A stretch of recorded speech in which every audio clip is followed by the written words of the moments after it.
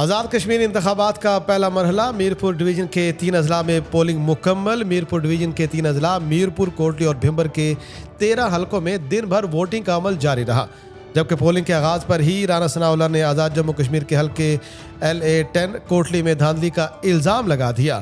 Peoples party نے رانا ثناءاللہ کے الزامات کو مسترد کر دیا ہے۔ امریکہ کی جانب سے حملے روکنے کے بعد مشرق وسطی میں ایران نے بھی جوابی حملے روک دیے۔ ہماری حکمت عملی بنیادی طور پر جوابی کارروائی پر مبنی رہی ہے، اسی لیے ہم نے اپنی جوابی کارروائیاں بھی روک دی ہیں۔ ترجمان ایرانی فوج۔ جبکہ ایرانی وزارت خارجہ کے ترجمان اسماعیل بقائی نے کہا ہے کہ پاکستان اور قطر سمیت ثالث ممالک ایران اور امریکہ کے درمیان پیغامات کا تبادلہ کر رہے ہیں۔ ایران امریکہ ڈیل کی نئی امیدیں۔ عالمی منڈی میں خام تیل کی قیمتوں میں کمی آ گئی۔ عالمی منڈی میں تیل کی قیمتوں میں 5% سے زائد کی کمی کے بعد برنٹ خام تیل کی قیمت $91.20 فی بیرل، جبکہ امریکی خام تیل سستا ہو کر $84.40 فی بیرل پر آ گیا۔ کویت نے پاکستان کے ساتھ دفاعی شعبے میں تعاون کے معاہدے کی منظوری دے دی۔ عرب میڈیا کے مطابق کویت نے باضابطہ منظوری کو آج سرکاری گزٹ میں شائع کر دیا۔ دونوں ممالک کے وزرائے دفاع کی مقرر کردہ کمیٹی سال میں ایک بار اجلاس منعقد کریں گے۔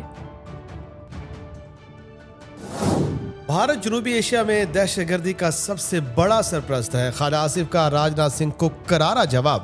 خواجہ آصف نے کہا کہ پاکستان بھارتی وزیر دفاع کے غیر ذمہ دارانہ بیانات کو قطعی طور پر مسترد کرتا ہے۔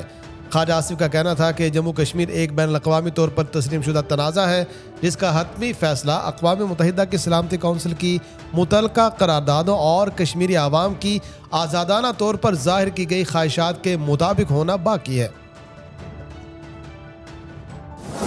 انکم ٹیکس کے سالانہ گوشوارے جمع کرانے کا عمل شروع ہو گیا ہے۔ ٹیکس دہندگان اپنے سالانہ انکم ٹیکس ریٹرن 30 ستمبر تک جمع کرا سکیں گے۔ متعلقہ افراد کو ہدایت کی گئی ہے کہ وہ آخری تاریخ کا انتظار کیے بغیر اپنے مالی ریکارڈ اور ضروری دستاویزات مکمل کر کے بروقت گوشوارے جمع کرائیں، تاکہ کسی بھی ممکنہ جرمانے یا قانونی کارروائی سے بچا جا سکے۔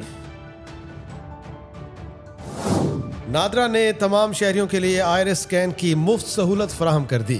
شہریوں سے شناختی معلومات محفوظ بنانے کی اپیل کی گئی ہے۔ نادرا کا کہنا ہے کہ تمام شہری آج ہی 3 سال اور زائد عمر کے بچوں کے ہمراہ قریبی نادرا دفتر تشریف لائیں اور مفت آئرس اسکین کرائیں۔ نادرا کا کہنا ہے کہ آئرس اسکین کی سہولت ملک بھر میں اس کے تمام رجسٹریشن مراکز میں بلا معاوضہ دستیاب ہے، اور اس کا مقصد شہریوں کی بائیو میٹرک شناخت کو مزید محفوظ اور مستحکم بنانا ہے۔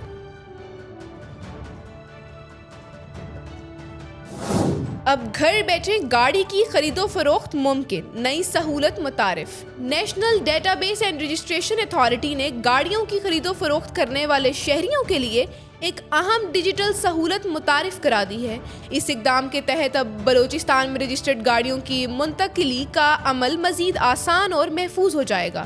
نادرا کے مطابق شہری اب گھر بیٹھے پاک ID ایپ کے ذریعے گاڑیوں کی خرید و فروخت کے دوران بائیو میٹرک تصدیق کر سکیں گے، جبکہ بلوچستان میں رجسٹرڈ گاڑیوں کے ڈیجیٹل کارڈ بھی موبائل پر دستیاب ہوں گے۔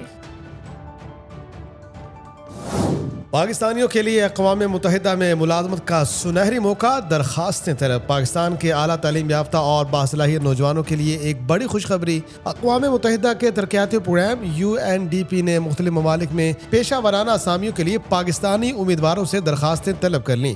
اعلامیہ کے مطابق امیدوار کے پاس کم از کم اعلیٰ تعلیمی قابلیت ہونا ضروری ہے، تاہم متعلقہ شعبے میں تجربہ رکھنے والے افراد کو ترجیح دی جائے گی۔ دلچسپ بات یہ ہے کہ بعض اسامیوں کے لیے بیچلر ڈگری رکھنے والے امیدوار بھی اہل قرار دیے جا سکتے ہیں، بشرطیہ کہ ان کے پاس مطلوبہ پیشہ ورانہ تجربہ موجود ہو۔ روزگار کے سلسلے میں اٹلی جانے کے خواہش مند پاکستانیوں کے لیے اہم خبر۔ اٹلی نے شینجن، ورک، فیملی ری یونین اور اسٹڈی ویزا کے خواہش مند پاکستانی شہریوں کے لیے نئی ہدایات جاری کرتے ہوئے درخواست جمع کرانے اور اپائنٹمنٹ کے طریقہ کار کی وضاحت کر دی ہے۔ اسلام آباد میں اطالوی سفارت خانے کی جانب سے جاری ہدایات کے مطابق ان اقدامات کا مقصد ویزا درخواستوں کے عمل کو مزید شفاف بنانا اور جعلی ایجنٹوں کی سرگرمیوں کی حوصلہ شکنی کرنا ہے۔ واٹس ایپ اکاؤنٹ کو محفوظ بنانے کے لیے سیکیورٹی نوٹیفیکیشن فیچر کو آن کرنا ایک اہم قدم ہے۔ اس فیچر کے فعال ہونے سے اگر اکاؤنٹ کی سیکیورٹی سے متعلق کوئی تبدیلی ہوتی ہے تو صارف کو فوری اطلاع موصول ہو جاتی ہے۔ ماہرین کے مطابق واٹس ایپ اکاؤنٹ کے ساتھ ایک محفوظ اور فعال ای میل ایڈریس منسلک کرنا بھی ضروری ہے تاکہ کسی بھی مسئلے کی صورت میں اکاؤنٹ کی بازیابی آسان ہو سکے۔